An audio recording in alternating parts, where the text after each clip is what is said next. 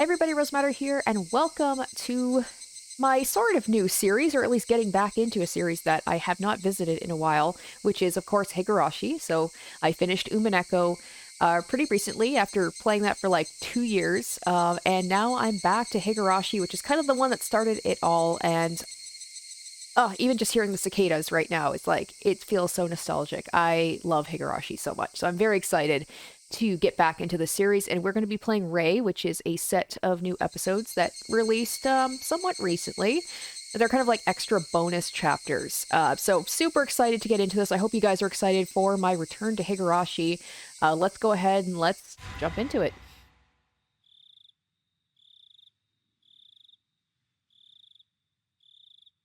Okay, so we have three different scenarios. I love this. Saikaroshi, the worst option, which is hilarious. This is a tale of Furude Rika reaching the summer of 1983. Her power allows her to choose one of many worlds, but is this world truly the best one for her? The difficulty here is malicious, for all you dear connoisseurs who prefer it that way. Because we love it when everything is terrible for the characters, don't we? And then there is Hirokawashi, the strongest pursuer of love, a tale of a peculiar dispute over the precious jewels, the Magatama of Furazaru. Probably saying that wrong. Jewels capable of granting mutual love that befall the club members. People who haven't played Higurashi Daybreak can enjoy this too. For other pairings, please enjoy Higurashi Daybreak. Okay, so I have not played Higurashi Daybreak. I know there's a whole bunch of Higurashi stuff I have not played. I know there's also the console arcs. There's like a ton of those. So maybe I might have a chance to play those at some point, but this is the one that people recommended the most. And then we have Botsu Koishi, the most awful daydream. Within these pages is a bible of blazing passion for today's modern apathetic youths. Even though it was meant as an after-party for Meikashihen, it completely ruins the impact of that chapter. Deemed too dangerous for consumption, the legendary scenario was sealed away. Continue only if you can vow that you are a truly degenerates. Well, aren't we all degenerates here? So, oh man, just based on the descriptions, I'm very excited. So let's start off with Saikaroshi.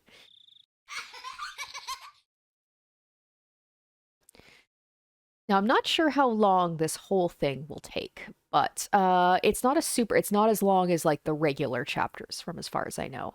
It's funny now that I'm going back from like Umineko and seeing Burn Castle. Yeah, the hints from Higurashi to Umineko about what was going to happen.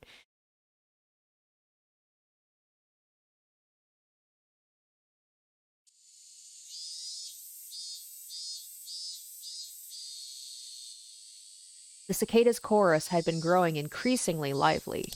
Oop, I didn't mean to quick save, but okay.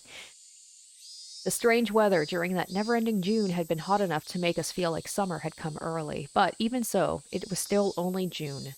Once we got closer to summer in July, the season graced us with even more summery weather. This music. I know it feels weird to say something's nostalgic when I only played it within the past few years, but it does make me nostalgic. It was just like when I started playing Higurashi, that's really when it felt like this whole channel just kind of really found its groove, so I will always appreciate Higurashi for that. Today, to fulfill my dream, we all went to play at the swimming pool. The dream might have seemed humble at first, but I didn't have to look back on the 100 years journey it took to achieve it anymore. Still, I decided I shouldn't forget about it. For many people, this was a perfectly ordinary day, but for me, it had taken so many years of wandering just to get here that it made me feel faint. And remembering it made the seemingly average, regular life fill me with such profound happiness. Oh, Mion, my fave.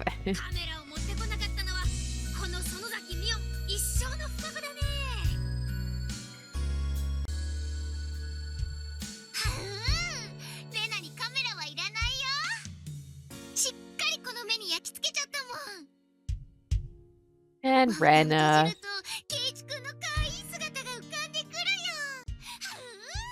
And I like the characters from Umineko, but Higurashi babies will be my favorite.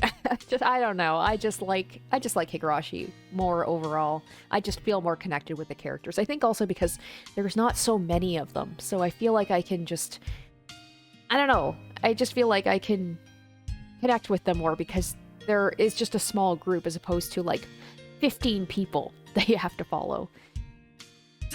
And Keiichi!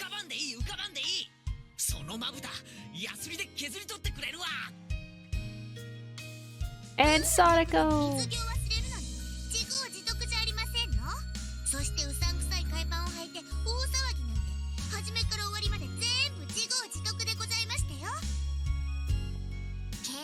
And Rika.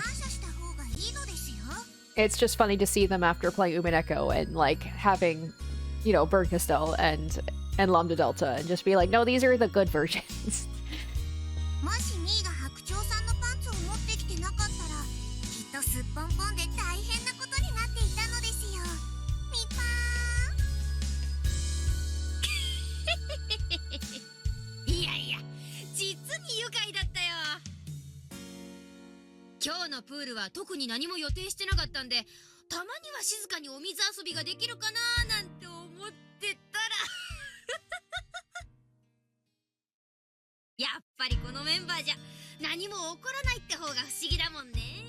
We're gonna have some, they're not in school anymore, but have some, like, club activities. So they said that this is the worst one, so obviously implying that, like, even though apparently Rika has found, like, her world where things seem to have gone well, it probably won't stay that way.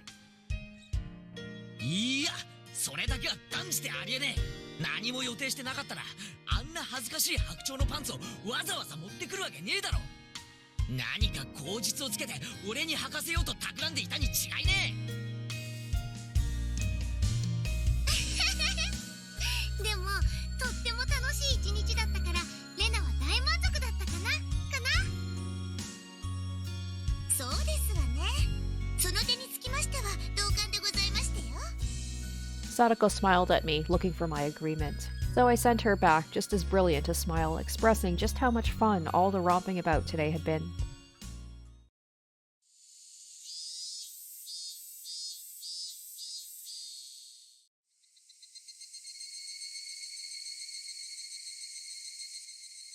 As we all reminisced on our romp at the pool today, we got on our bikes and started on our way home.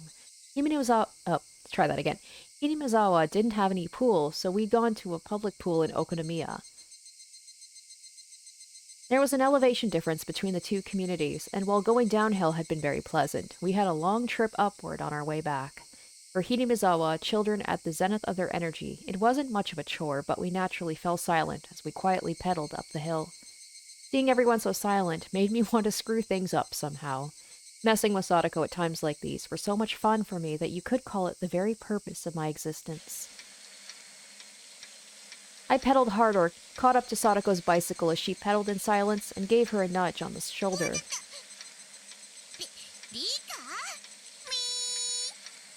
After pretending to be mean to Sadako, I sped up. Of course, she sped up too and chased after me. Sadako struggled to somehow nudge me back, but I was no slouch either. Our speeds naturally increased, and we began to quickly pass the others in the group.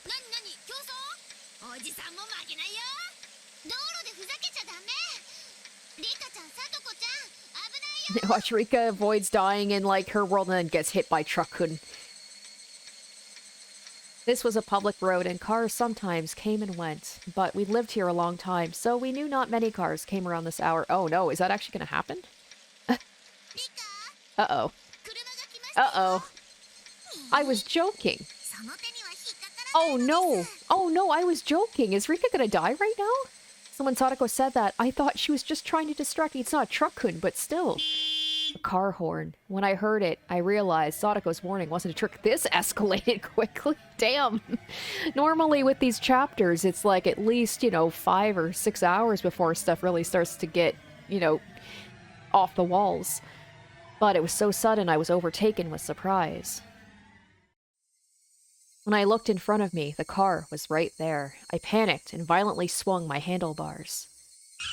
The motion was more than aggressive and sudden enough to throw me off balance. As my body lurched forward, I realized I was flying through the air. And of course nobody's wearing helmets because it's the 80s. My nose caught the whiff of asphalt, telling me I was a moment away from being hurt. Damn, it's just crazy to think, like, this is the horror that's that lies in reality of just like you could be having just such a nice, pleasant day with your friends, and just things can change so suddenly. I heard Sadako shriek. No, the sensation I was experiencing was so unreal that I could say I thought I heard her. I couldn't even figure out if the sight of the car coming towards me as I hurtled through the air was real. But that absence of reality probably only lasted about 1 second. I wasn't even given the time to say oops. Jesus, okay. Welcome back to Higurashi, everybody. I guess this is like a speed run. I mean, it's definitely not as long as the other one, so it's gotta be quick.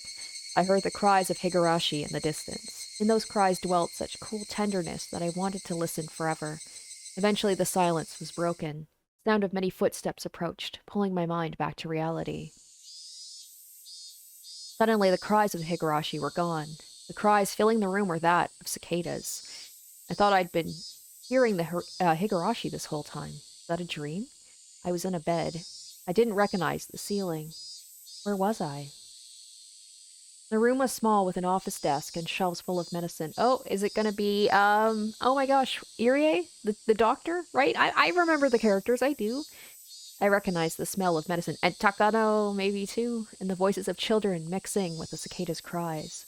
I knew right away. I was at school. Oh, I was in bed at the nurse's office. Okay, did they just bring her to the school? I guess June, they're still at school, right? Like, huh.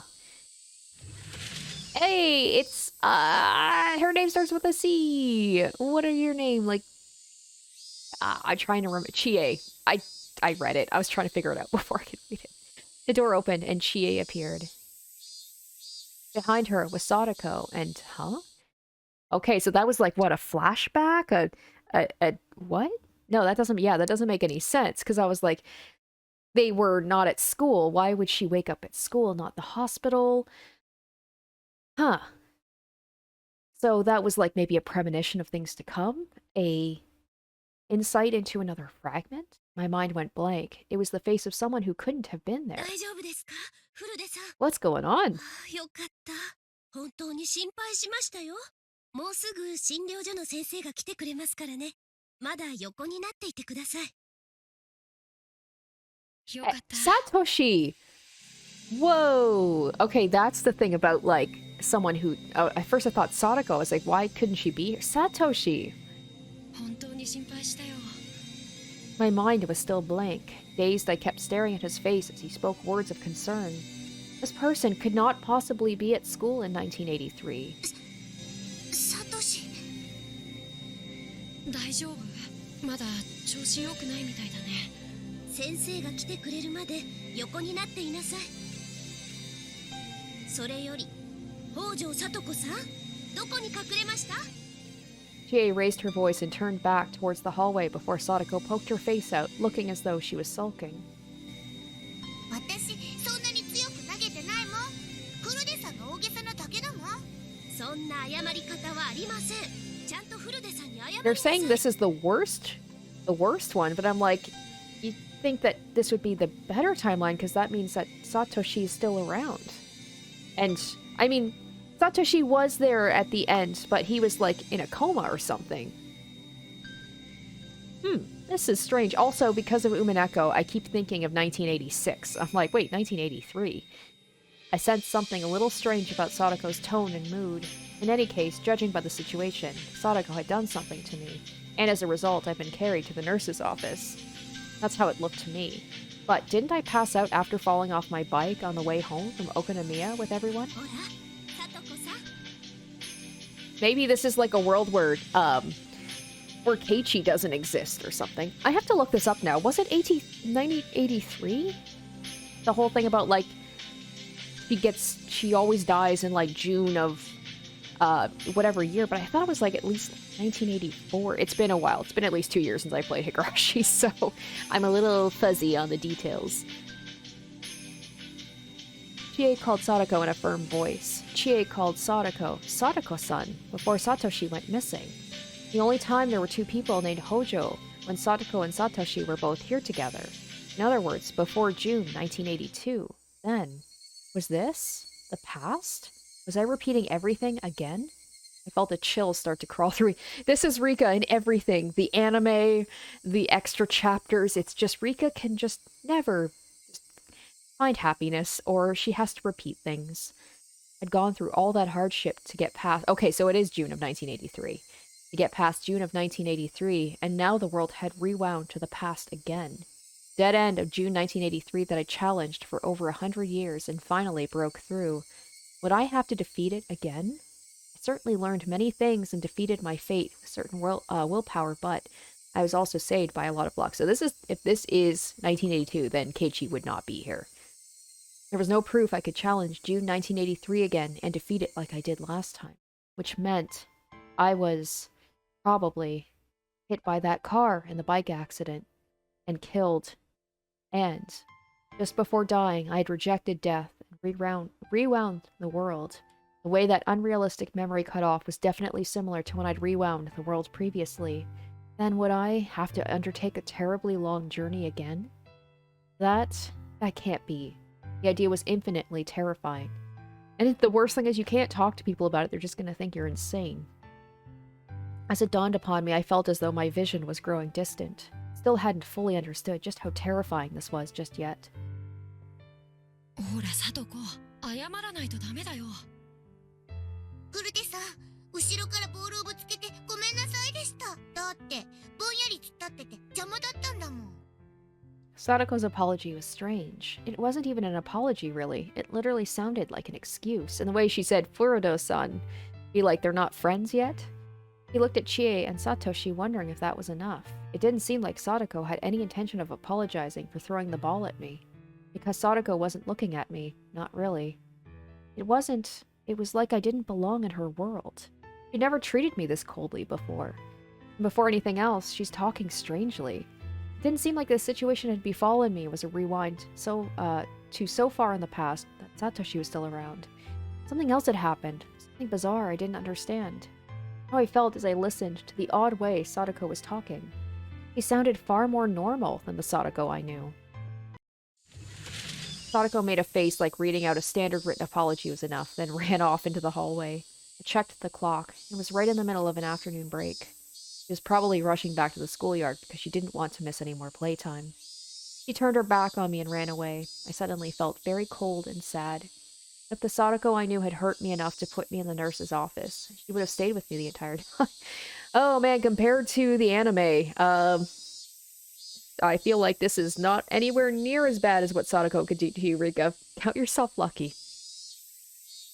Her footsteps vanished before she'd even looked at me once. It didn't seem like she hated me, so I can see why this is like the worst timeline is because not only does she have to repeat this again, but Sadako isn't even her friend in this one. It felt like she wasn't even interested. What was happening? What year and what month was it right now anyway? Hanyu was nowhere to be found. Despite wanting to know, no calendar or anything like one was nearby, so it didn't seem like I could figure it out right now. Most normal people would give you a strange look if you asked what the year and month were, and I'd learned from my long journey I had to be careful about that. Instead, I decided to push that question aside for the moment. ごめんね、リカちゃん。サトコには後でよく言っておくよ。きっとリカちゃんが寂しそうにしてたんで、遊びに誘ってあげたかったんだよ。ありがとうなの。もう気にしてませんので、いいのですよ。As Sadako's older brother, Satoshi apologized in her stead. He seemed no different from the Satoshi I knew. そう。じゃあ、僕はもう行くから。ありがとうなのですよ、サトシ。Satoshi gave a little wave of his hand, turned, and left the nurse's office. A new set of footsteps approached in his place. From their pace and sound, it wasn't a child. It was probably Coach. Chie had called for him. 先生。急にお呼びしてしまってすみません。さっき意識が戻ったところなんです。そうですかね。それはよかったよかった。That's not Irie. It was a throaty voice. It wasn't Irie? I'm trying to think if I can place that voice. That's not Oshi, is it? The man who suddenly appeared was one I'd never seen in the clinic, or even at the Irie Institute. Oh, we can have a new character? He was a large man with round curves, the exact opposite of Irie. His stubble on his face made him seem rugged. He was so distinct I wouldn't forget him even if I'd only met him once. And yet I had no recollection of him. But he was wearing a white robe, and Chie had called him the doctor from the clinic. He must have been a doctor from the Erie clinic. So, like, in this world, I guess everything is different. Maybe Erie doesn't even exist in this world? I don't know. But I never met him before. Who's that voice? Why does it sound familiar? It'd be funny if there was like an Umineko crossover, because I don't know why, granted, especially when it comes to voices from like another language, for some reason he kind of sounds like Rudolph. I don't know why. Oh, what's going on here? There we go. Are we gonna get to see what he looks like? Without waiting for an answer, the mountaineerish doctor felt around the back of my head. His fingers were uncultured, completely different from Irie's delicate hands. 大丈夫みたいだな。何か頭痛とかはするかい？酔うとか平衡感覚がおかしいとかあるかな？ないのです。多分大丈夫とは思いますけどね。念のため診療所に連れて行って脳波を見ましょう。まあ、わしの見たところ問題なしですな。 Gahaha. The doctor laughed uproariously, spraying spittle everywhere. She gave a look of relief too, as if that was a sign there were no problems. そうですか。では、念には念ということでよろしくお願いいたします。フルデさん、先生と一緒に診療所に行ってきてください。午後の診療が始まる前に済ませてしまおう。さあ、行こう。 Yeah, this feels very different from usual Higurashi. It's just like we got to see our group for like 5 minutes and now they're all gone. Probably Keiichi literally like does not exist yet. The big doctor, acting too familiar for my taste, pushed me out of the door, and before I could fight my feeling of wrongness, I was taken out of the nurse's office. What was this world? Sometimes the dice came up with strange numbers and caused little differences. But this was the first world that felt this wrong to me. Did the dice rolls turn up something rare?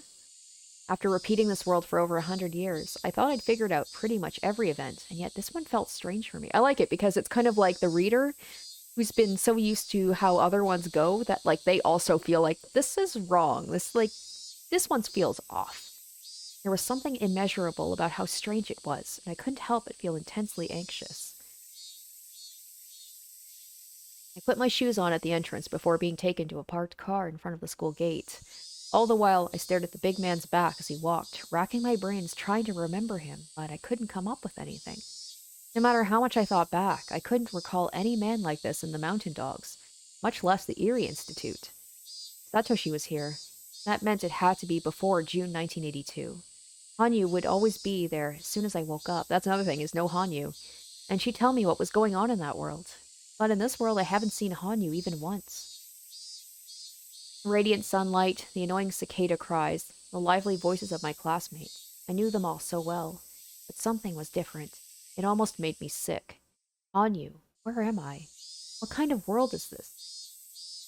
Hanyu didn't answer me. Fine then. We went home and opened a bottle of wine. She'd be sure to come rushing in. Not once had she ever allowed me a few elegant moments to myself. みーちゃん、みーちゃん。甘いね。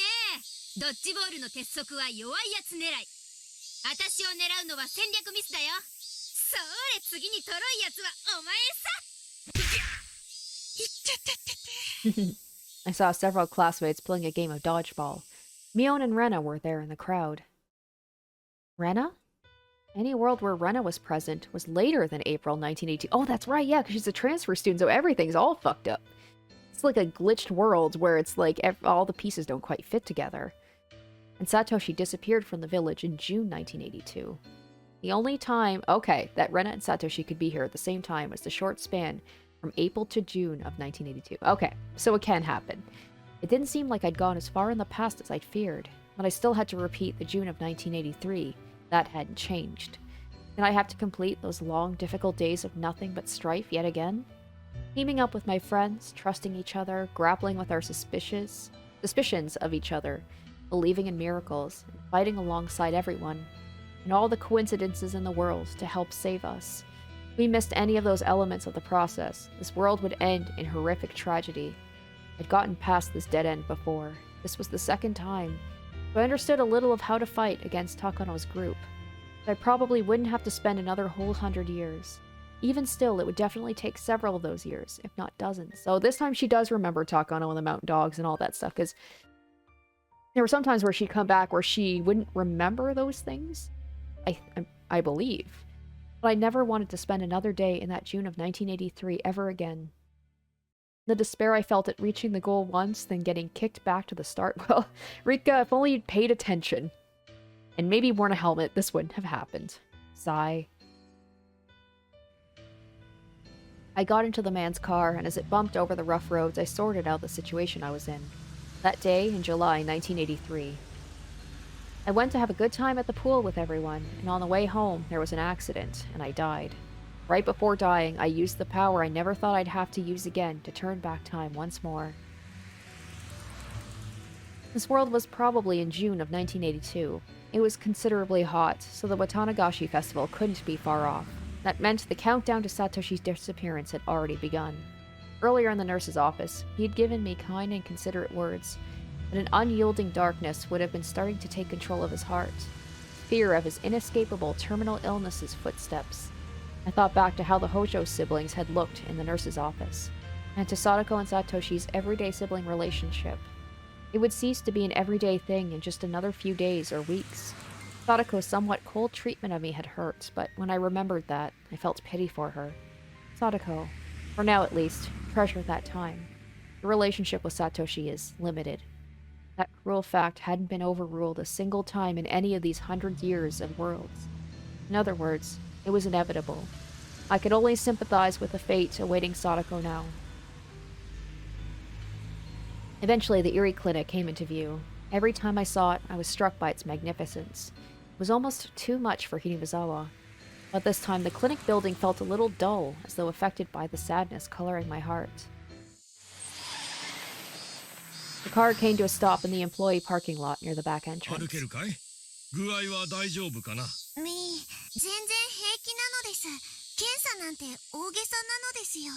頭はその場では何もなくても、後から突然来ることもあるから怖いんだ。Yeah, I know this is true because thankfully nothing came of it, but years ago my aunt who's a nurse was visiting, and my husband, he was like totally fine, and then all of a sudden he pitched over and just like passed out and hit his head. And even though he woke up and he seemed fine, like she was like, we're gonna go to the hospital and get this checked out, because, you know, there can be underlying problems for like a perfectly healthy person to have that happen. Thankfully, it seemed like everything was good. But if you can, it's never a bad thing to get checked out just in case. きっちり検査しような。何事もなければ午後の授業には戻れるよ。This was the first time I'd met the strange doctor, but he didn't seem unreliable. Maybe the cloudiness in my expression made me look like I was worried my injury was serious, and that was why he tried to cheer me up. His attempt at encouragement was off base, but for now, I told myself he wasn't a bad person, at least. Well, we can only hope, right? The air inside the clinic smelled unfamiliar to me. Inside, it was the same clinic as the one I knew, but something was different. On the whole, it felt old, like I'd find cobwebs if I looked. And I recognized none of the nurses we passed. I wonder if it even is called the Erie Institute. Maybe Erie, like I said, he's not even here. The only person I knew here were some elderly villagers chatting as they watched TV in the waiting room. なんでリカちゃんじゃねえのどうしちゃったの風邪校庭で飛んできたボールが後頭部に当たったんですよ。一応脳波を見ておこうと思いましてね。頭は怖いからね。でも若いんだからボールの一つや二つ平気平気。 The old people laughed aloud as though rubbing some spit on the bump would fix it. Something about their behavior was strange, too. People I knew would get out of their beads, start praying, and make a big fuss just because they've got a bump on the head. Maybe they'd say 1 or 2 balls is fine because you're young, if I were a normal child. But for me in particular, in Hinamizawa, that was impossible. It all seemed very wrong. Something huge, something I couldn't ignore, was different about this world. さあ、リカちゃん、入って入って。After the large man went straight into the examination room, he called me in. The Queen Carrier had come for an examination, and the next logical step was that Irie, the doctor, would appear, but he hadn't appeared yet. I bet he's not here.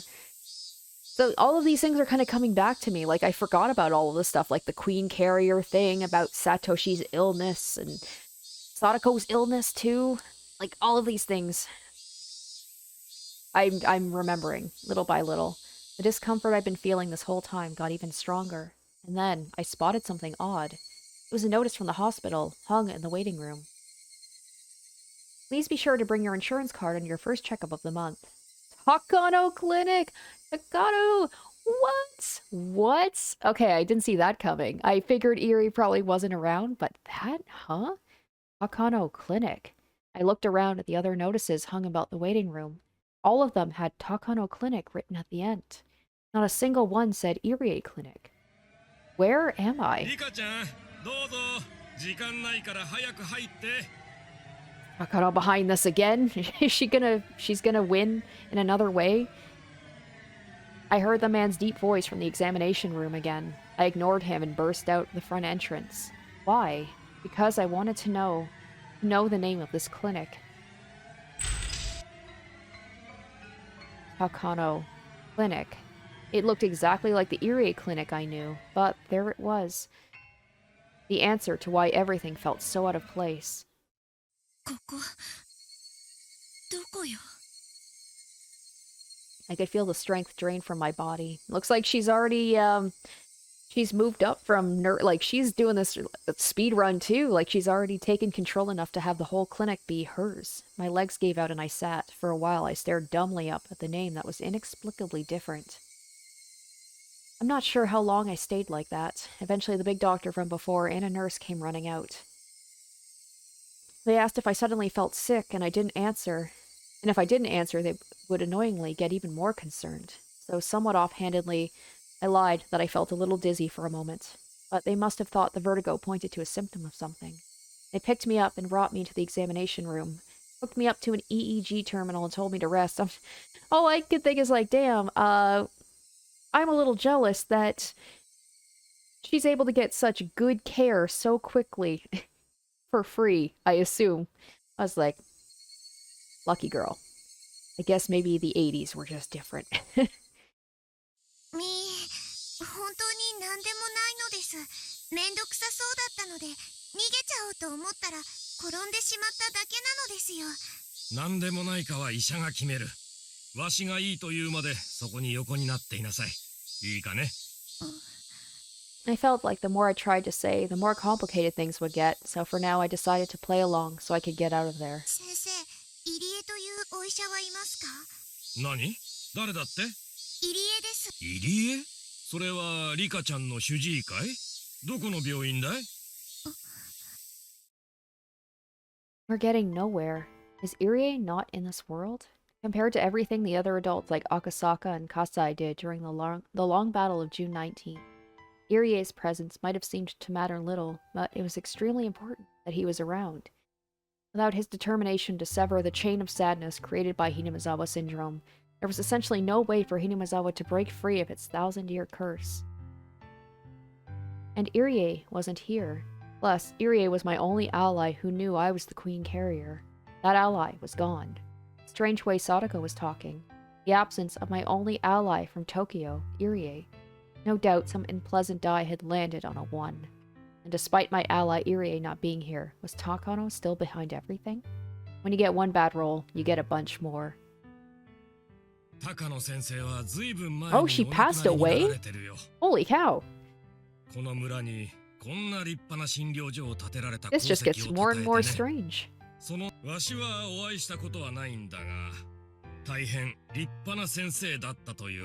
be funny if it was a completely different Takano, and it's not the one that Rika thinks.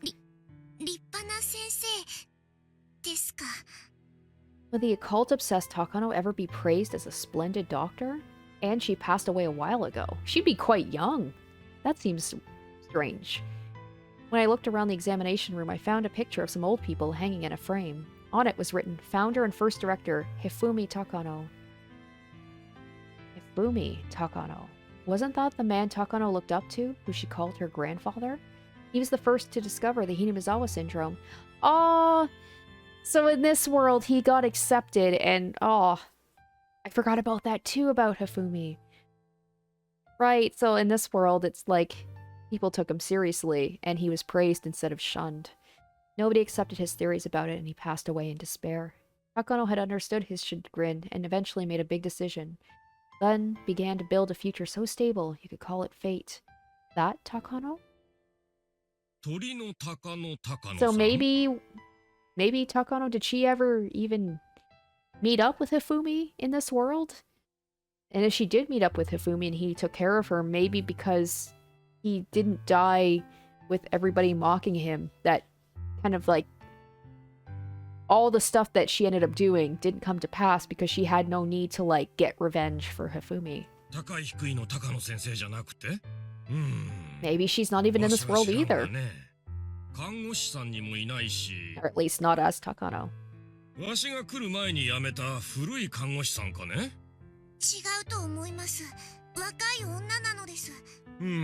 うちにはそんな人はおらんがねそんな看護師さんがいたらぜひうちに勤めてもらいたいね Well, I mean, if Takano's here, or not here, then Rika should hopefully be okay, because Takano was kind of the one who set everything into motion. The man guffawed with delight. He certainly didn't look like he was lying. He was speaking the truth. And even Takano. Gone? Irie was absent, Takano was absent. The Irie Institute didn't have its director or vice director. What did this all mean? Who was the director, then? And what about the mountain dogs? The Irie Institute was at its heart a research institution. Without them acting as its hand and feet, it couldn't お exist. このぎ造園という造園屋さんはありますですか？え造園屋さあね造園屋さんにご縁があったことはないからね Oh, that means probably no Akasaka in this world either. Is that a world you even want to live in? ちょっとわかりかねるけどそれはどこの業者さん沖宮に事務所があったと思いましたです。なら後で電話帳で調べてみたらいい個人では載せない人もいるけど会社とかなら大抵は載ってると思うがね But could the Irie Institute not exist in this world? Would that mean this world didn't have a dead end at all? I couldn't figure anything out. Which dice was showing 1 and which was showing 6? That's got to be frustrating for her because she has to wait a year to find out, like, how is this all going to work out? Or was the stranger part the dots on the dice themselves? The game board I was a piece on now, and the game board I knew, are they different? It's like she's in a completely different, like, this isn't Higurashi at all. It's like something completely different. This is a new game board and a new game. Let's be a little more optimistic. Was it possible that Tokyo hadn't chosen Irie, but this man instead? And would this man know I was the Queen Carrier? If he did, then a number of things would fall into place. The prudence of giving me a brain scan after just getting knocked over by a ball to the head. Wasn't that because he knew I was special? That I was the Queen Carrier? Then was this man playing the role of Irie in this world? I looked at the name tag on the robe he'd put on after coming into the room and read the name. Yamamoto.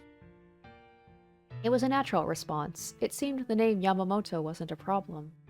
Was this Yamamoto person the director of the Irie Institute? Or rather, the Yamamoto Institute? It was also possible he'd crowned this clinic with the Takano name in commemoration of him succeeding Hifumi Takano's research. 山本はHinamizawa症候群のことはわかりますか？Hinamizawaなんだって僕が女王感染者だとか。 He's probably like, yeah, you definitely have some brain damage.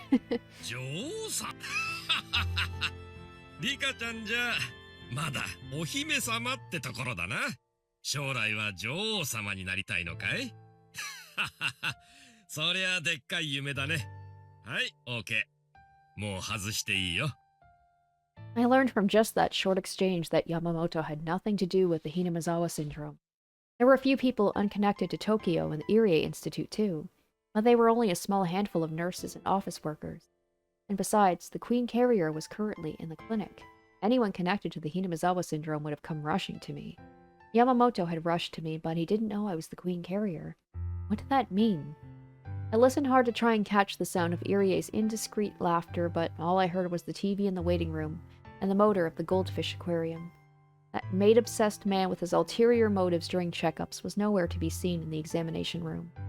It was simply uncomfortable, and the smells of dust and medicine made me feel unpleasant. Now I knew. This really wasn't the clinic I knew. It wasn't just a strange feeling anymore. It was a clear fact.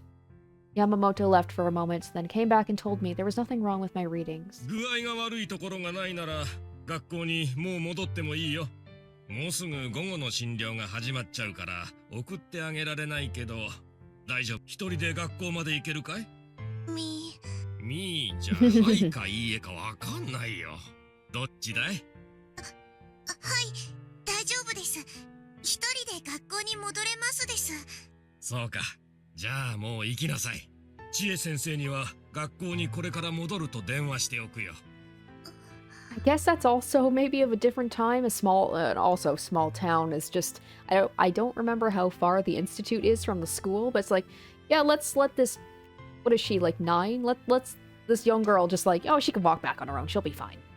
When I saw Yamamoto pick up the phone on the table, I spotted a tabletop calendar next to it. Oh, here it is. It might be a completely different time than she expects. That's gonna make it even weirder. Oh, June. Showa 58. Showa 58. Was that an AD again? The Pacific War ended in Showa 20, which was 1945. 58 minus 20. I'm bad at borrowing, but luckily I don't need to. 58 minus 20 equals 38? 38 plus 20 is definitely 58.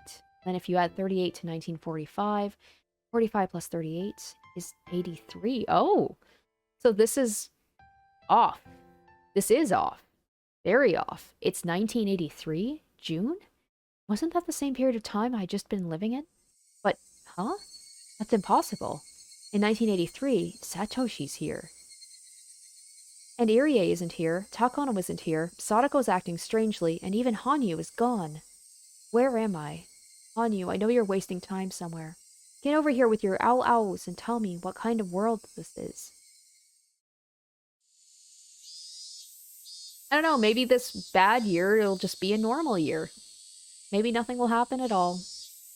I walked through downtown on my way back to school. All the storefronts were familiar, nothing had changed. But for some reason there were less people, and more stores with their shutters closed. The apparent state of decline reminded me of New Year's or New Year's Eve. It was a strange sight during the season where you could hear cicadas crying. I barely passed anyone, and even when old people walked by, they didn't talk to me. Normally, if I met an old person in the middle of the day like this, they would ask if I had a cold and was staying home from school, or they would start rubbing their prayer beads and saying weird things. There was none of that. Just like the old people in the clinic, they reacted with disinterest. I wasn't in the mood for it anyway, so I was thankful they didn't do any of that. But there was already a heap of oddities before me, and I couldn't help but feel like it was growing even bigger. Afternoon break was long over by the time I got back to school, and it was now time for afternoon classes. I went through the entrance and changed into my slippers, and then I noticed another strange thing. There was a lot of empty shoe cubbies. So something's going on in Hinamizawa where it's like there's a lot of people who aren't here. Maybe there was like this world, there's like some sort of economic crisis or something happening to Hinamizawa. Maybe Watanagashi doesn't happen, so it's like there's no, I don't know. It's weird. Maybe a lot of people moved away. Empty was different from absent. Anyone enrolled would leave either slippers or regular footwear in their locker, no matter what. Neither were present, that means they weren't in the class to begin with. Sometimes people took their slippers home to wash during the weekends. And any lockers being empty during the day was unthinkable. I counted a little over 10 pairs of shoes. That was only half of how many people were in the school that I knew. Everything was so messed up, I had no idea what was going on. I steeled myself and opened the classroom door. Keiichi's probably not going to be there, I'm guessing. Everyone turned around to look at me. There truly were only half the familiar classmates there. Is Thanos in this world? What's going on? Is there like a snap and like half the people in Hinamizawa disappeared? They weren't absent, because only half as many seats were actually in the classroom.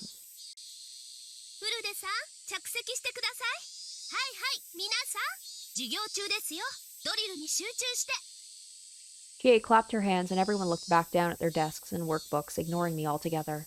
My seat. Satoshi was sitting at the desk next to Sadako's. That didn't seem to be my seat. Then where was it?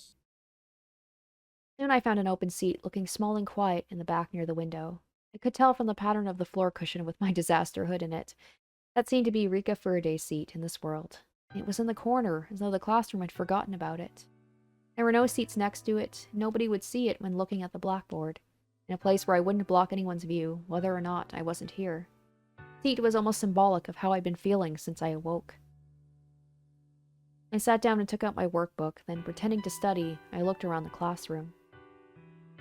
Mion Sonozaki was here. She didn't seem very different.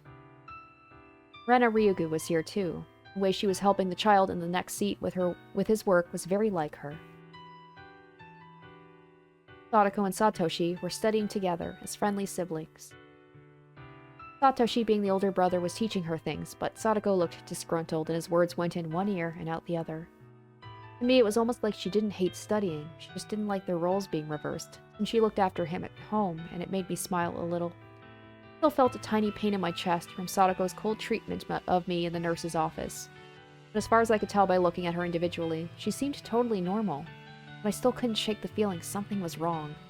When Sadako was with Satoshi, she was often gloomy because of problems at home or their aunt's abuse, so they were acting like normal siblings.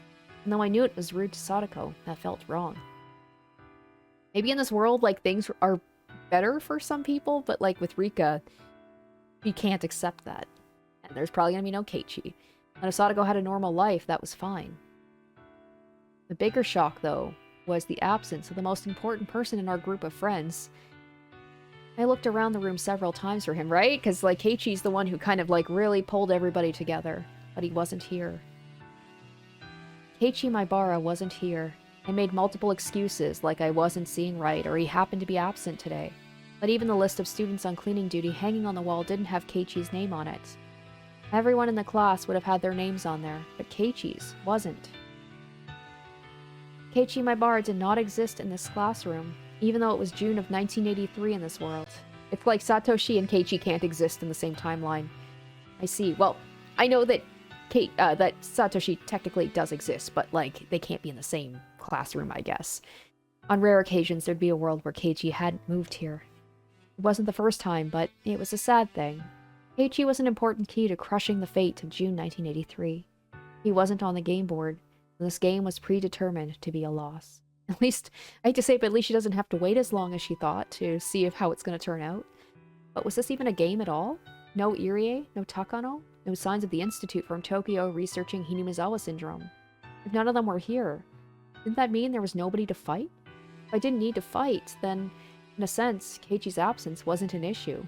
Actually, in this case, June 1983 wasn't fated to be a dead end, and, in other words, in this world, 1,000 dice all turned up as ones, and that changed the absolute fate Takano had constructed with her certain willpower. Is something else? I had no idea what was what. Could this world be explained by what dots came up on the dice? Where am I? Someone tell me. Obviously unable to focus during class, my head was filled with the listless cries of the cicadas and the feeling of being out of place that I couldn't get rid of.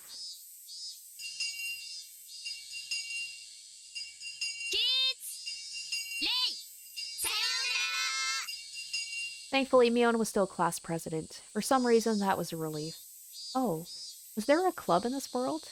If I could receive the baptism of those crazy club games, maybe it would clear up my feelings. Maybe she's not friends with anybody there, and then she'd be like, even if I survive, is it worth it because I don't have my friends? On days we had a club, she would always call the members right when school ended, expecting that I stayed in my seat as everyone ran out into the hallway. Sadako was one of those who dashed out. She was flying headlong towards the entrance, jostling the other kids her age. Satoshi left too, following behind her. Mion and Rena talked to each other as they got ready to leave. As far as it looked, we didn't have club. The club was annoying at times, but I yearned for it so much now. Is there no club in this world? I started to feel lonely. I saw a grin spread across Mion's face before she and Rena approached me. Normally that grin would look gross, but when Mion did it, it didn't feel bad.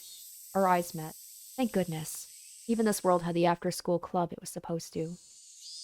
Hey, いリカちゃま、お帰りになる前にちょいといい？みー、部活なのですか？ For the first time since coming to this world, I smiled. I had no idea what was going on in this world, so having one of my hopes come true made me very happy for the moment. 違うよ。明日の日直でしょ。はい、これ日誌ね。で、部活って。なんだ、リカちゃんも私の部に入りたいの？ I gleaned two things from Mion's few words. One was I still wasn't a club member. The other was that, even so, the club still existed.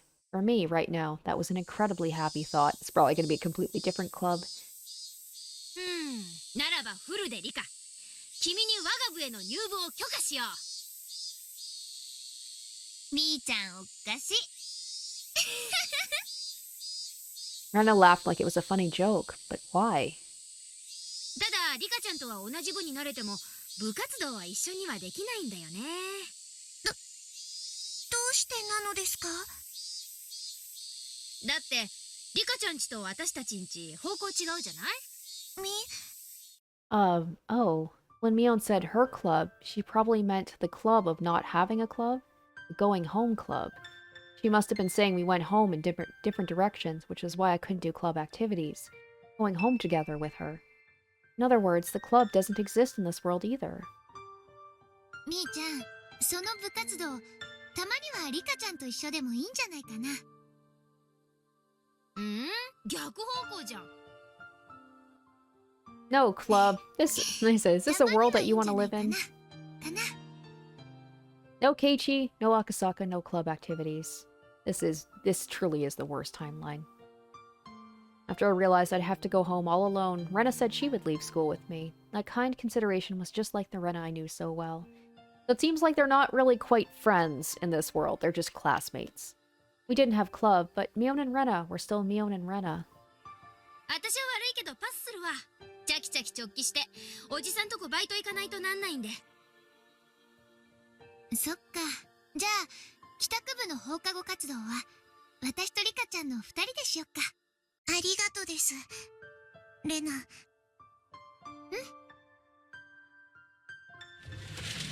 The three of us headed for the entrance. Our outdoor shoes were the only ones left. 僕が知っているより、上履きの数が少ないのです。Yes, I decided to naturally mention it. Rena responded right away. 寂しいけど仕方ないよね。よらば大樹、長いものにはぐるぐるってとこさね。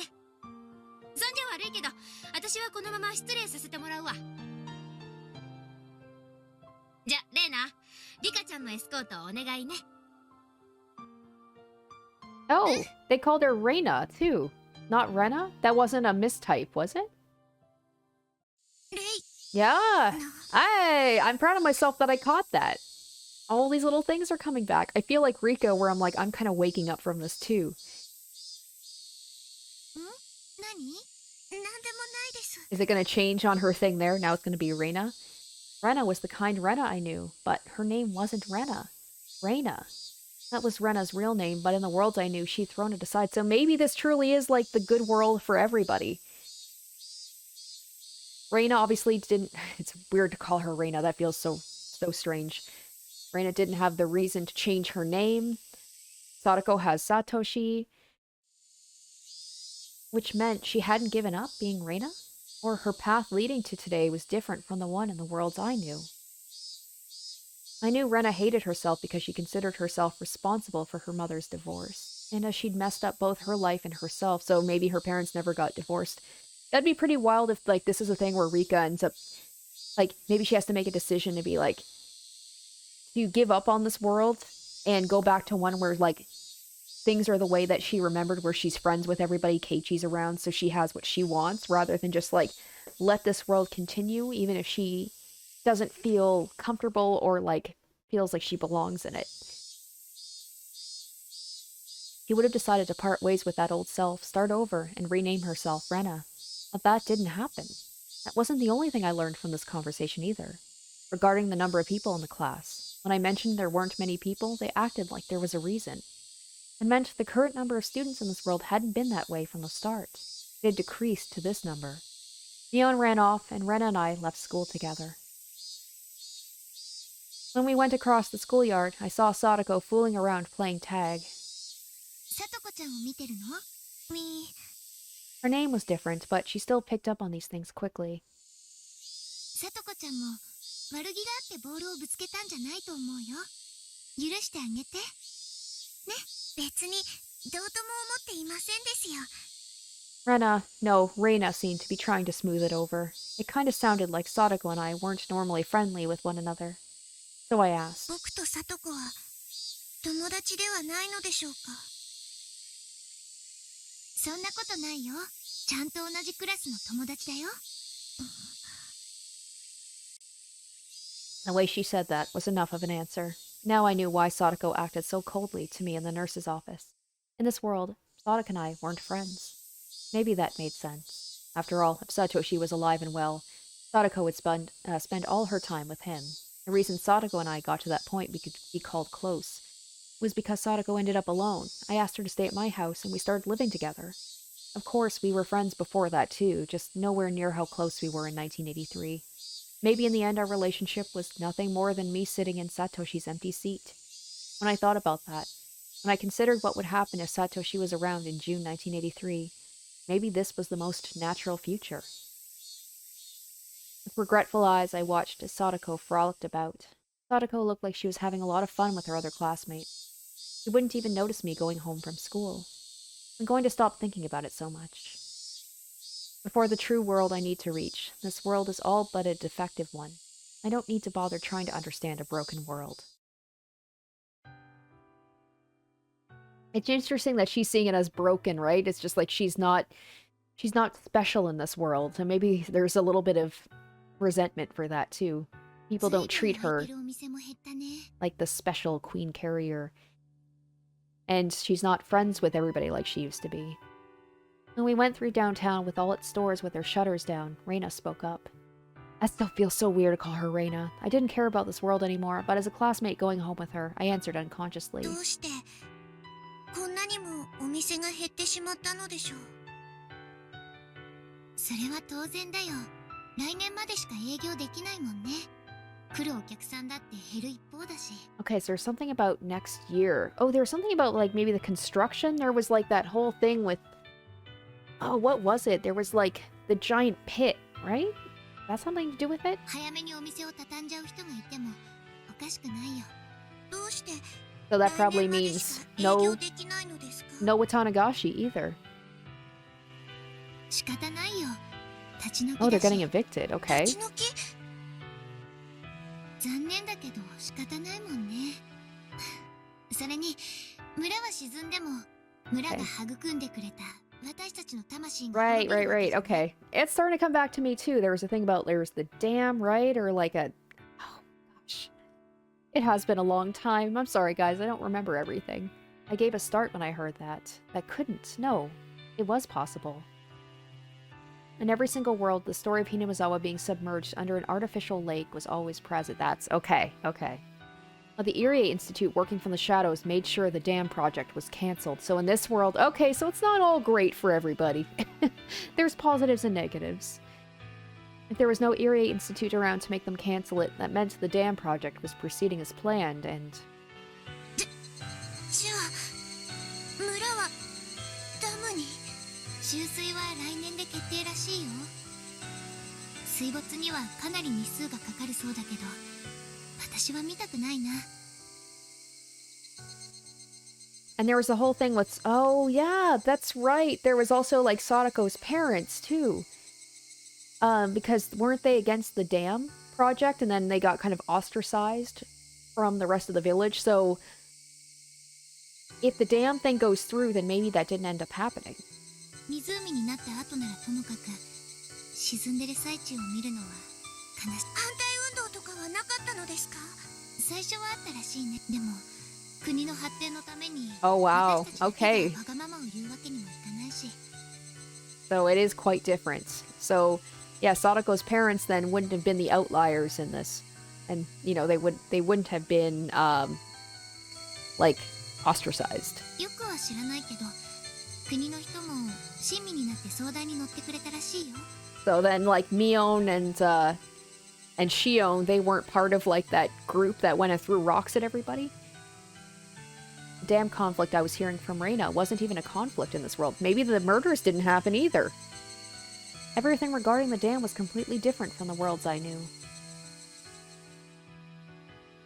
They'd proposed the Hinamizawa Dam project, which was the same as the worlds I knew. Relations between the nation who wanted to evict us and the residents who refused gradually worsened and eventually broke down. It snowballed into a dire conflict over the dam, but in this world it had been different from the very beginning. First off, relations between the country and village were stormy at the very, very beginning, but apparently that was resolved quickly. Sonozaki and Kimiyoshi families negotiated on the village's behalf, and they accepted the eviction on the promise of a large sum of compensation money. After that, the conversation was between the three families and the villagers. Nobody wanted to part with the soil of their ancestors, but for the villagers, who certainly couldn't be called wealthy, the money the nation would provide was no trivial matter. They worried over it to no end. Rumors flew about, wondering if Oyashiro-sama's curse would befall them if they abandoned the lands. But the Furaday family head, my father in other words, declared we couldn't be cursed if we built Oyashiro-sama a new shrine somewhere else and remembered to honor him. So, didn't Rika's dad die? Was one of like the mysterious deaths? Or am I mistaken on that? So maybe that didn't happen. Maybe her dad's alive here? Despite many objections, the elderly agreed on a cooling off period of several years.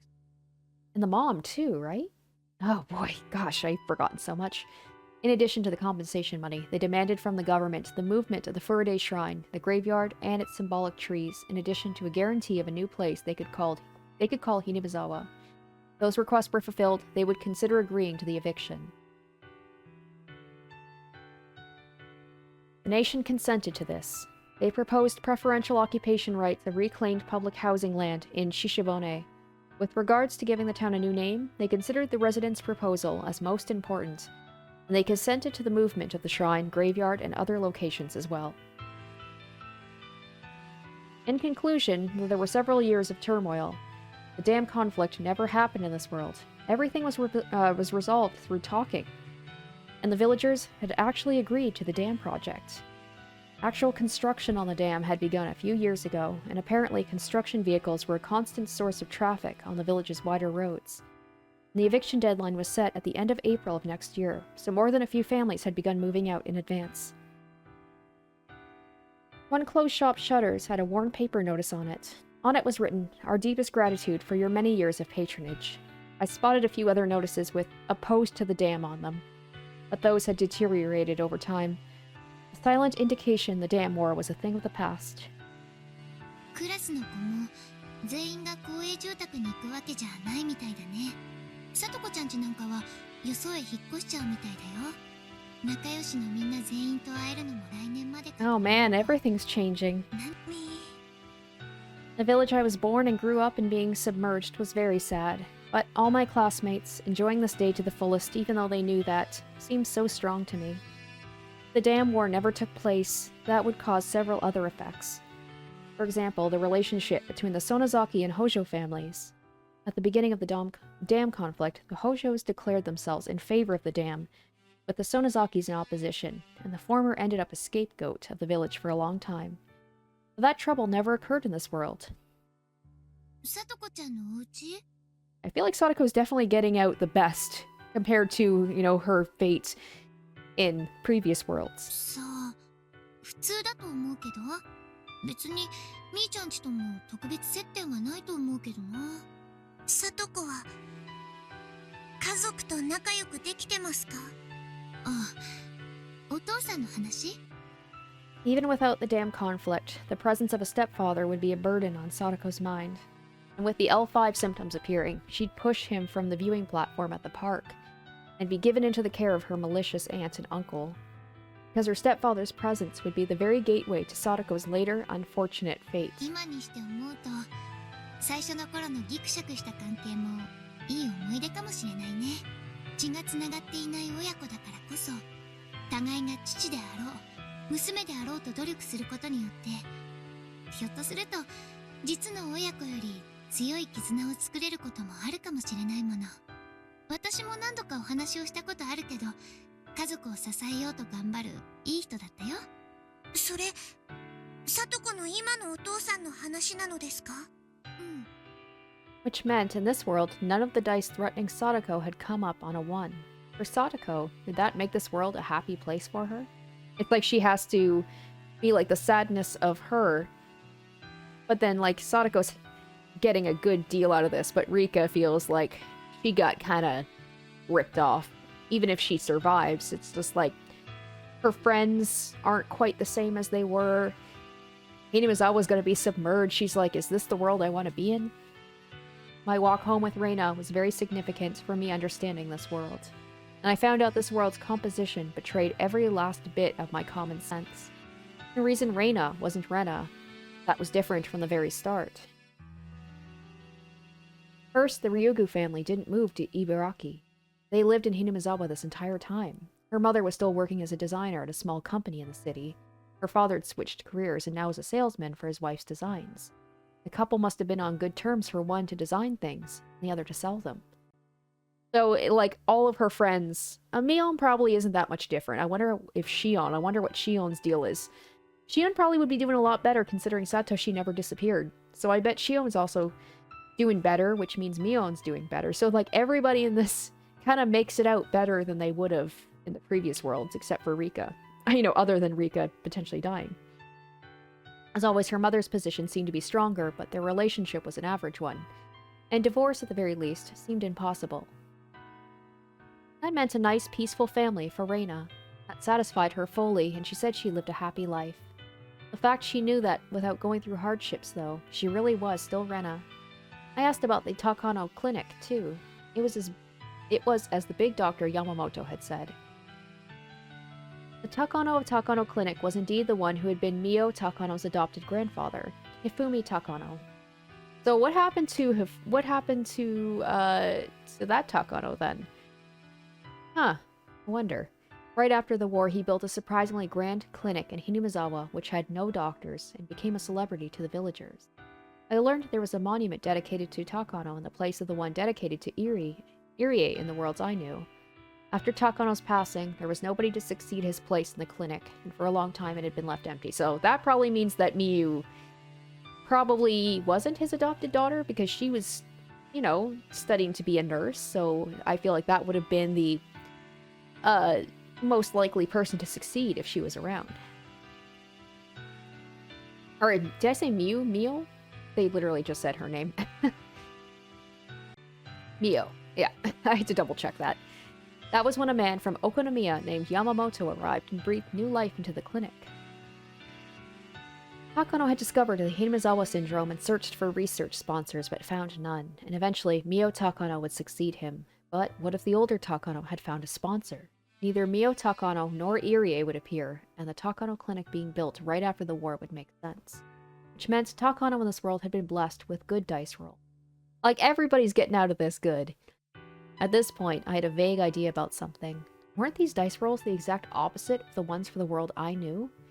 The people themselves hadn't changed, but the dice God had cast for these people were all reversed. So it made sense it had turned into such a strange world for me. I learned one more thing from talking to Reina, too. Oh, so it is!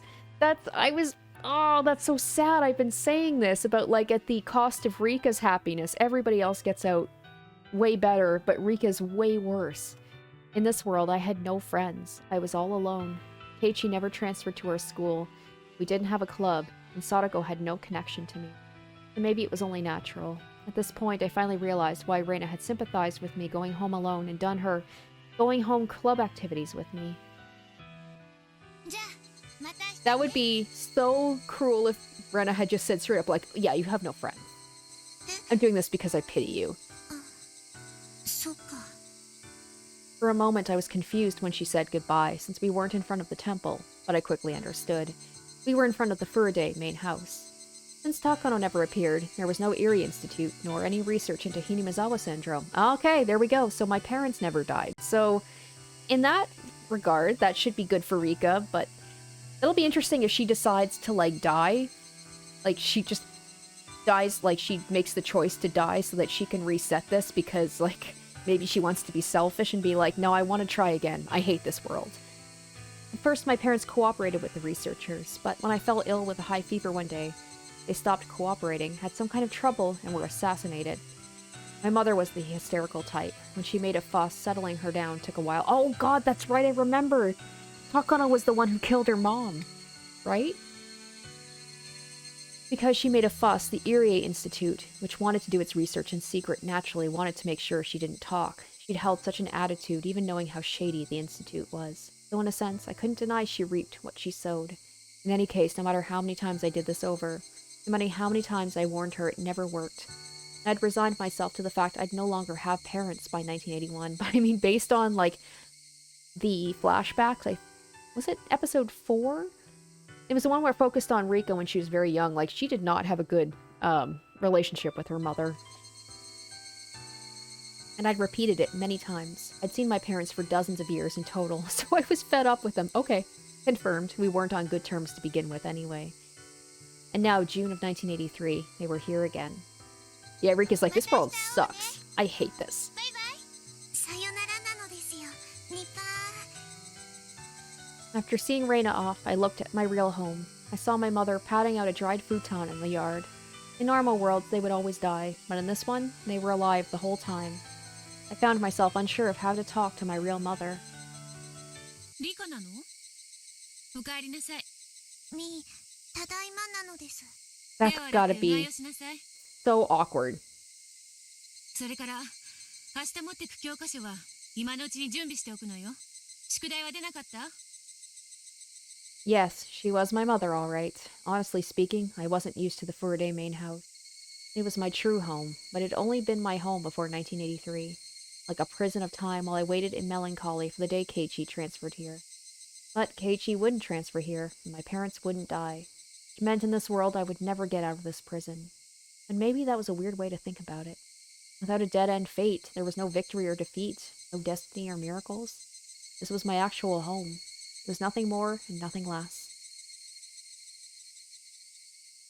Hey, Rika's gonna resent the fact that like, I'm like a normal person in this world. I went to my room, put down my book bag, and took a breath. Usually, when I was by myself, Hanyu would appear. But in this world, she hadn't shown up. How long are you planning on wasting time? Hurry up and appear, and take me back to my original world. I know by now this world was odd and filled with what-ifs. I'd had it up to here with my exploration of this alternate universe. But Hanyu didn't appear. Oh, that's right. Hanyu was by herself in the ritual storehouse a lot. Maybe she was there right now. In any case, whatever else happened, I just wanted to see Hanyu. I put on my shoes and ran out towards the shrine. As I turned my back on my annoying mother who called out after me, asking if I'd really rinsed out my mouth. In a world where my father was alive, it was hard to get the key to the storehouse. But thanks to the innumerable worlds I'd been through, I found a way to get into the storehouse without it. I could hear the elders having a pleasant talk in the assembly hall, my father's laughs mixed in with theirs. My father hated me, even going near the ritual storehouse. Well, considering what it stored, I could sort of understand why he wouldn't want to let his beloved daughter inside of it. After making sure nobody was looking, I climbed up a tree growing behind the storehouse. My climb didn't go as smoothly as when Sadako had shown me she could do it. In any case, I crawled up stubbornly and jumped down onto the storehouse roof. I was a little scared of jumping. I'd climbed pretty high off the ground. Even a Centaurian witch can't escape the danger of heights. What would happen if she accidentally died in this world, too? Before like, that fated day even happened, I guess she would just go back again. If I recalled, there was a broken lattice window on the roof, and you could get in and out through there. This world was betraying all my expectations and giving me the exact opposite. I considered that maybe you couldn't go in and out through it anymore. But in the place Sadako once told me about, it was broken just like she'd said, and a child would be able to fit inside. Even trivial things like this were a relief. Maybe just the sun setting in the west would be a relief for me right now, because in this world it could always set in the east. This discomfort I felt at having to doubt everything made me feel dizzy and sick. Hanyu? いる? No answer. I was too afraid to call out again, because maybe if I did, I still wouldn't get any answer. For me, personally, Hanyu not existing in this world was the one dice roll that couldn't happen.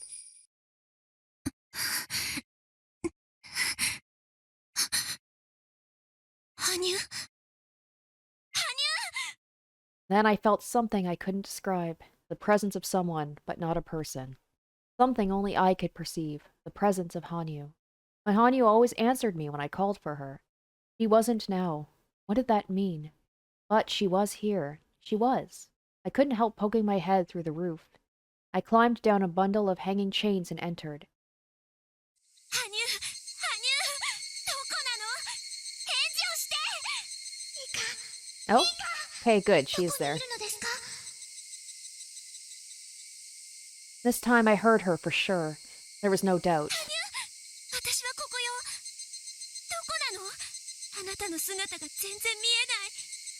リカ、返事をして。 Hanyu's feeble words implied she was actually the one who couldn't hear my voice. I looked for a place where I could hear her better. Before I realized it, I went to the altar in front of the holy vessel. Something that looked like a small crystal ball was on the altar, and I sensed it giving off a faint light. That was where Hanyu's voice seemed to be coming from. The ball was about the size of a large toy marble, but it was seated respectfully on a small cushion, which told me it was no ordinary stone. I took the crystal ball in my hand and pressed it to my ear. リカ、聞こえたならもう一度返事をしてください。リカ、There was no doubt. I was hearing Hanyu's voice from this crystal ball. And it sounded like it was searching for me, growing more distant all the while. ハニュー、聞こえるわ。私よ、リカよ。私はここにいるわ。リカ、あなたの声が聞こえますです。どこにいるのですか？あなたが見つけられない。声が遠くてわからない。もっと強く呼びかけてくださいです。ここよ。私はここよ。どうしてあなたの声が水晶玉から聞こえるの？そんなことはどうでもいい。私はここよ。サイグデンの祭壇の前にいるわ。ハニュー、あなたの声が聞こえます。今探してます。かけらを手放さないで。そのままもっと強く僕を呼びかけて。私はここよ。ハニュー、早く来て。ハニュー。For a while, I kept shouting her name as if I'd gone mad. It was like clinging to a tin can telephone right before the string snapped. If Hanyu's voice cut off in the middle, and she left me behind alone in the darkness of the storehouse, that was scarier than anything else I could imagine. So as she told me to, I shouted her name over and over again. Hanyu had to be searching for me by listening for my voice. I didn't know what her situation was, but it seemed Hanyu and I were far away from one another, that we were immeasurably distant. And as the crystal ball's light strengthened, I knew she was coming closer. At first, the light I sensed from it had been faint, but now it was as bright as a weak miniature light bulb, and I could clearly see it was shining. リカ、どういうことですか？あなたのいる世界に入れない。はあ？何を言ってんのよ。助けてほしいのは私よ。何でもいいから早く来て。私をこの世界から連れ出して。リカ、よく聞いてくださいです。あなたの世界がなぜか僕を拒むのです。こんなことはありえないことなのです。 Given that she is both a paranormal existence and a deity, I couldn't imagine any situation that would make her anxious enough for her to weakly say, "This is impossible." All I could do was keep on wailing half insanely for her to do something, anything. でもどうしようもないのです。こんなこと初めてです。ありえないんです。そんな情けないこと言ってないで、早く何とかしてよ。何とかして。ダメです、リカ。あなたの世界が僕を拒絶する力を放っているのです。 Okay, more and more I can see why they're saying this is the worst fragment, the worst timeline, where, like, it seems to be So hopeless. それを何とかしないと僕にはどうしようもないのです。わけわかんないこと言わないで。神様のあんたを拒む力って何よ。そんなのあるわけないでしょ。そうなのです。そんなのあるわけないのです。でもかけらがこちら側にないから断面を合わせられない。どうしてかわからないけど、かけらが今リカがいる世界に紛れ込んでしまっているのです。かけら？何の話？私にもわかるように説明して。私にできることなら何でもするわ。Continuing to act so deranged won't help with anything. I managed to figure out what Hanyu wanted to say, and now I knew I had to eliminate the obstacle. The situation utterly escaped me, but it seemed like if I didn't do something, Hanyu couldn't appear in front of me. So she has to find a fragment in this world that could be, I guess, potentially anywhere. But the world's all messed up and different from what she knows. And she has probably still that same deadline of, like, the Watanagashi festival to do it before everything just messes up again. 取り乱して悪かったわ。 And, like, with Hanyu, without her there, what would happen if, like, she were to die again? Would that be it? Game over? No chance of starting again? 落ち着くからもう一度説明して。一体どういうことなの？リカ、どうしてかわかりませんが、神の世界にあるべきかけらの一部が今、リカのいる世界に紛れ込んでいるようなのです。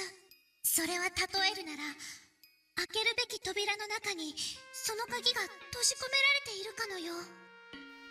So it is like a fetch quest. And it's funny, like, after finishing Umineko, where it's like finding a key to a door, I'm like, well, that's what happened in that game. かけらって何？リカにとって世界に見えるものは、より高い次元の世界ではかけらと呼ばれているのです。そのかけらをジグソーパズルのように組み合わせて世界を渡り歩いてきたのです。なるほど。その例えでなんとなく状況は分かったわ。私が今いるこの世界というかけら、いえ、ジグソーパズルのピースは噛み合う部分がどうにかなっていて、周りのピースと組み合ってくれないと。 I'm そう言い surprised たいわ that けね。 Rika doesn't know what a fragment is. I thought we'd been over this before. I mean, at the end of the last chapter, literally, we had to put the fragments together like a puzzle piece. We had to fit them in the right spots in order to have, like, the perfect fragment. そうです。その欠けた部分は必ずこちら側にあるのですが、なぜかこちら側ではなくそちら側にあるのです。神の世界にあるべきかけらがなぜか人間の世界にこぼれ落ちていて欠陥を起こしているってこと？そんなところなのです。はおはわかったわ。そのかけらをどうにかすればいいわけね。あなたの指示に従うわ。そのかけらはどこにあるの？それをどうすればいいの？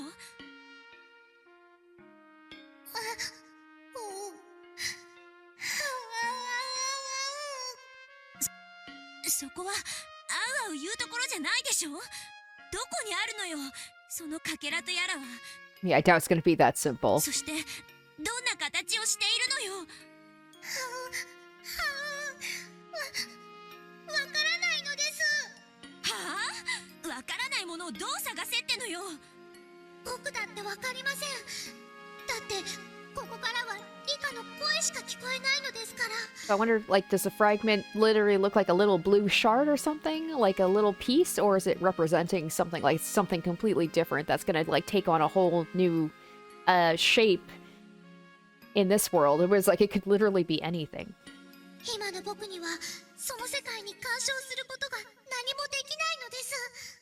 かけらってからにはこんな感じの水晶のキラキラ光るかけらみたいな感じなの？多分そうだと思いますが、工事の世界にあるべきものが人間の世界にもたらされた場合、どんな姿に変わるのか想像もつきませんです。 I felt all my energy drain out of me, and I heaved a sigh. 探し物の形もわからないとは最悪ね。で、仮にそれを見つけたらどうすればいいの？神の世界に戻すってどうやるの？れすらもわかんないっての。ごめんなさい。こんなこと初めてなんで、僕にもよくわからないのです。Ha ha ha. I laughed, mostly at myself, and before I realized it, I couldn't stop my tears from falling. After getting sent to this crazy world, I don't even know how to get back. Today, of all days, I was in such high spirits, going to the pool with my friends. That tiny fragment of happy days we'd all finally obtained after escaping the dead end of June 1983. And just because I was messing around on my way back just a little, I got sent to this horrible world. それを愚痴ったら結局 Exactly. This is all This is all an elaborate road safety PSA.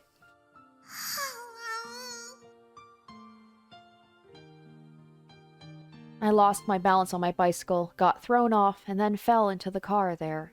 A common traffic accident, a common death of a child. Just happened to be me this time. The future I'd won after over 100 years. Now, just because of that, everything was in pieces. I could wail all I want, but the only thing at fault was my own carelessness. This is like, what, Final Destination? It's like you can't escape death. Even if she got past that date, eventually death will come for her. In fact, I should be thankful to Hanyu for letting me live. But sending me to a world like this? Too cruel. No, it wasn't as though Hanyu sent me here because she wanted to. I know that. I know that. リカも覚えている通りなのです。僕たちの力はどんどん痩せ衰えていった。そしてその力の最後の挑戦で勝利を勝ち取ったのです。だからこの力はもう二度と使えないはずでした。その使えないはずの力で私を助けてくれたということ。はい、もうどうしようもありませんでしたのです。リカの体は自転車から投げ出され、サイコロの目次第では車の上を転がって怪我ぐらいで済んだかもしれません。でも運悪く投げ出されたリカは車のタイヤの前に。 From Hanyu's words, colored with sadness, it felt like she'd watched me fly off, get run over by the car, and die. みんながはって絶句して呆然として、車は急ブレーキでガードレールにぶつかってすごい音がしましたが、そしてサトコがリカの体に駆け寄るのですが、あなたが Oh man, at first I thought when they talked about like the car brakes screeching and it crashed into the guardrail, I was waiting for her to say, and then everybody else got killed by the car as well, like, or then like Sadako got killed too. Your face was gone. Why is she going to such detail about this? My gosh. Wait, why is there no... Oh no. There's no voiceover. The car crushed my head flat. Oh, there we go.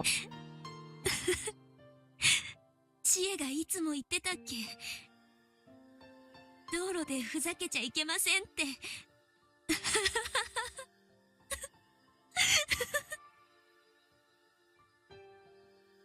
I could imagine the rest of the story without Hanyu telling me.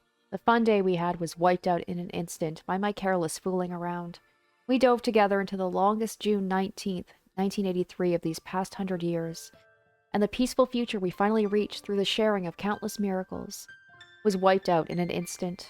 My corpse was too horrible to look at. Sadako came running over first, and then everybody else came, and they all wished they'd wake up from that nightmare until they lost all hope, broke down and wept. Compared to that heart-splitting sadness, the one who was actually careless, grumbling about wanting to go home since this world was uncomfortable, counted for nothing. Did that mean in the end, it was all my own fault? I'd struggled through so many years to reach that future, and I'd carelessly lost it by nobody's fault but my own. And I was blessed, since Hanyu was here for me, so I should be thankful. Because if that had happened to someone other than me, they would just lose their life and nothing more. Just the fact there was hope, even if it was only a single tiny ray, surely meant I was fortunate. ありがとう。バカが不注意で事故死なんて日本中にいくらでも溢れてる。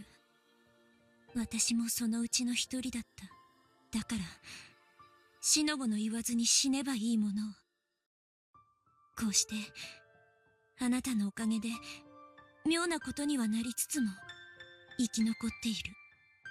そしてとても難しいことには違いないけど、元の世界に戻る方法がゼロなわけじゃない。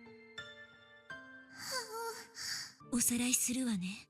私を元の世界に連れ戻すには羽生がここにやってこなくてはならない。そうね。はい、もちろんです。僕も早くリカと一緒に元の世界に戻りたいのです。当然よ。100年を超える日々を経て勝ち取ったあの世界へ戻るのよ。そのために私はさらに100年の年月を経てもいい。負けるもんかくじけるもんか、ほんのちょっと道路でふざけただけでもう100年の懲役を追加されても泣くもんか。リカ、元の世界でもみんなが祈ってます。自分の命を捧げても時間を巻き戻して事故をなかったことにしてほしいってみんなが祈ってます。その祈りがあったから僕はきっとリカを見つけることができたのですよ。In the storehouse in which I could smell only dust, I thought I caught the scent of incense. I couldn't see it, couldn't hear it, but somehow I knew. It was my funeral, and I thought I could hear them, my friends' heartbroken grieving over my coffin. Their cries were incredibly sad. So sad, so painful as though it would tear me apart. I understood. My carelessness. It had destroyed not only my life, but everyone else's happiness. 帰るわ。私は絶対に元の世界に帰るわ。それがどんなにか細い道でも絶対に帰る。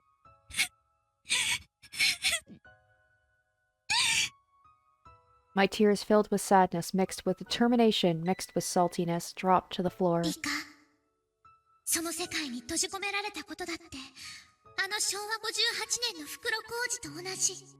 一見どうしようもない運命に見えて絶対ではないのです。分かってるわ。ケイチに教えられた。そして高野にまで教えられたわよね。Fate was thinner than a goldfish scooping net, and strong enough feelings can reshape the future. そうです、リカ。その意気なのです。確かにきっかけはリカの不注意だったかもしれませんです。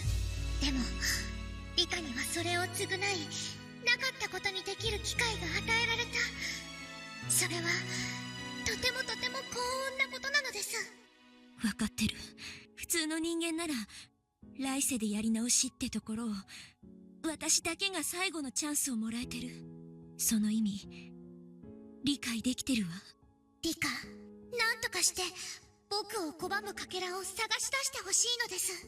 僕もこちら側の世界から何かわからないか探してみます。ノーヒントってのが答えるわね。あとこの世界に羽生がいない以上、この世界で私が死んだらジ・エンドってことなんでしょう。はい。 Well, I mean, at least there's not Takano in this world trying to kill Rika. There shouldn't be any opposition. So if she dies, it would just be, I guess, me chance or carelessness again. 今のその世界には僕の力は及びませんのです。だからどうかリカ、くれぐれも注意して。分かってる。二度と道路でふざけたりしないわ。ヒントは確かにありませんが、でも僕はこの村の神様でこの村だけを見守ってきました。その僕に干渉する力なのですから、おそらくその力も村の中にあるものだと思いますです。 Yeah, obviously there's something, though. That's something that's trying to keep Rika from... I don't know if it's necessarily doing this specifically to Rika, but there's something there that's interfering. So there is, like, some sort of opposition. この村のどこかあなたに関わるものだとしたら、正直なところこの細具殿の中に収められていると思うんだけど。リカ、細具殿の中にいつもの世界にはない何かが収められてはいませんか？どうかしら。すぐにはわからないわ。その何かが目立つものって保証もないんでしょ。僕に干渉するくらいなのですから、多分神の世界に限りなく近い場所に踏み入ったことのあるリカなら、その気配を感じ取れるかもしれませんのです。また難儀な話ね。少なくともこの祭壇にあるものはこの水晶玉も含めて何も変わりないと思うわ。しかし不思議、ただのビー玉のくせにずいぶん偉そうなところに陳列してあると日頃から思ってたけど。リカが今手にしているのはフルデ神社の至宝カムの御のりと呼ばれるもの。かつて僕がお社様としてフルデ神社に奇跡を示した時、その印として残したものです。長い時間の中で込められた力のほとんどは薄れてしまいましたが、幸運にもこうしてリカに及ぶ唯一の僕の力となりましたのです。もっと力が残っていれば、あるいはこんな力に屈せずその世界へ迎えに行けたかもしれないのに。ということは、この水晶玉であなたと話をするのも限られた時間だけということなのね。はい。リカには僕の声が聞こえていますか？僕の方にはどんどんリカの声が Even more of like a... 小さく沈んでいくように聞こえますのです。 So she definitely has a time limit, not just because of the Watanagashi festival, because of Hanyu. I'm assuming that she has to, even if Hanyu doesn't know how to do it, Hanyu probably has something to do with getting the fragment to work properly, I'm guessing. なるほど。電池の切れかかったトランシーバーってわけね。わかった。無駄な連絡は慎むようにするわ。それならもうしばらくは話ができるんでしょ。多分。十分よ。私はこれから細具殿の中を漁るわ。この水晶玉と同じサイズだとしたらどこに紛れ込んでてもおかしくない。それに細具殿の中とは限らないんでしょ。根気のいる作業になるわね。リカ、どうか頑張って。僕はここにいて応援することしかできない。そしてその応援の言葉すらもう限られてしまっている。大丈夫よ。絶対にこちらの世界の扉を開いてあなたを招き入れるわ。あなたと一緒にあの楽しかった世界へ戻ることを約束するわ。だからあなたも頑張って。何かヒントになりそうなことが分かったら教えて。はい。じゃあもうこれくらいにしましょう。更新を終わるわ。またね、羽生。約束する。元の世界へ帰れたら冷蔵庫シュークリームで埋め尽くしてあげるわ。その約束楽しみに待っていますのです。Hanyu's voice gently vanished, like water seeping into sand. But that didn't mean Hanyu had vanished. It was kind of like I was talking to Hanyu on a public phone and my 10 yen ran out. We may have been in different worlds, but we were cooperating, trying to get out of this world and back to the last one. When I thought about it, Hanyu had always been an ally in my life. In this world, that ally was gone. Maybe that was a fitting punishment for wasting my life by being careless. To get back to the last world, I would pile up as many stones as I needed to, for these were the banks of the river Styx. Nirvana, from my viewpoint, is one who had lost her life in the previous world. But I'll get back. I swear, I'll get back there. And suddenly, the inside of the storehouse brightened. Someone had just turned on the switch for the naked bulb hanging from the ceiling. And then with a heavy clank, the door opened. My father appeared there. His face was like a demon's. I was right. I'd entered the quartered-off ritual implement storehouse. I only received the right to enter the storehouse when I succeeded them as the head of the Furaday family. In other words, in a world with my parents alive, I wasn't allowed to come in here. Rika! どこから入ったんだ?西宮殿には入ってはならんとあれほど言っただろう。 My father was in a rage, thanks to the property imprinted into the one's very genes that made children tremble when their father looks at them with a scary face. I reflexively cringed with fear. He grabbed me by the back of my neck and took me outside, and then I ended up being disciplined, something I'd forgotten for a very long time. My parents being here is such a bother. Just when I thought I'd been lucky that they made it through the year 1981, they're getting in the way of me returning to the final world. In the storehouse, I'd been shouting Hanyu's name pretty loudly, so he'd probably noticed. I would investigate the storehouse for real tomorrow, but I'd have to take extreme caution my father didn't find me. In the middle of the night, unable to sleep face up on my futon because of my rear end swelled up from the spanking, I bit my pillow and cried again. Then thought back to what I had to do. This was my room. This was my futon, but this wasn't where I was supposed to sleep. The futon I was supposed to go home to was in the small house on the second floor of the renovated warehouse, the one next to Sadako's. But in this world, the youth group was probably still using it as a meeting place, so my futon obviously wouldn't be there.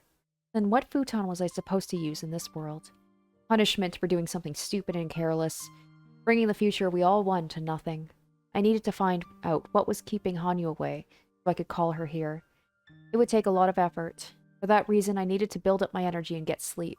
Shedding tears was nothing but a waste of time and stamina. I knew that, but until I fell asleep, I wept into my pillow.